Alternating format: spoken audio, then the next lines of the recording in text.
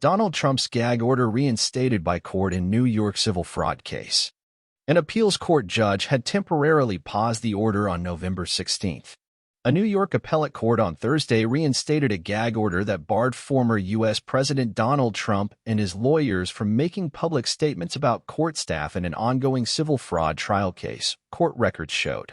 Justice Arthur Engoron imposed the gag order on October 3 after Trump accused Engoron's top clerk of political bias in a post on his Truth Social platform. The post left the court inundated with hundreds of threats from Trump supporters, Engoron said in a court filing. An appeals court judge had temporarily paused the order on November 16. Trump, the frontrunner for the 2024 Republican presidential nomination, is accused in the case brought by New York's Attorney General of inflating his net worth by billions of dollars to dupe lenders and insurers. Trump has denied wrongdoing and said New York Attorney General Letitia James, an elected Democrat, is politically biased against him. The order was paused while Trump's lawyers appealed, arguing it infringed on his right to free speech under the U.S. Constitution. Engoron had said in his written gag order that the court had been inundated with hundreds of harassing and threatening phone calls, voicemails, emails, letters, and packages since Trump's post. He has already fined Trump $15,000 for twice violating the order and warned that future breaches would be met with steeper penalties, including imprisonment.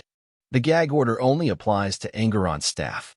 Trump is under a similar gag order in an unrelated criminal case over his efforts to change the results of the 2020 election. James has said Trump, his adult sons, and 10 of his businesses manipulated financial statements to dupe banks and insurers into providing more favorable loan and insurance terms. The trial largely concerns damages because Engoron has already found that Trump's financial statements were fraudulent. James is seeking $250 million in penalties and wants Trump banned from New York State real estate business. Trump faces 4 unrelated federal and state criminal indictments, including 2 over his efforts to overturn the results of the 2020 presidential election. He has pleaded not guilty in all of those cases. None of them have dented his commanding lead in the race for the Republican nomination to challenge Democratic President Joe Biden in next November's election. Please subscribe, like, and hit the notification button for more videos.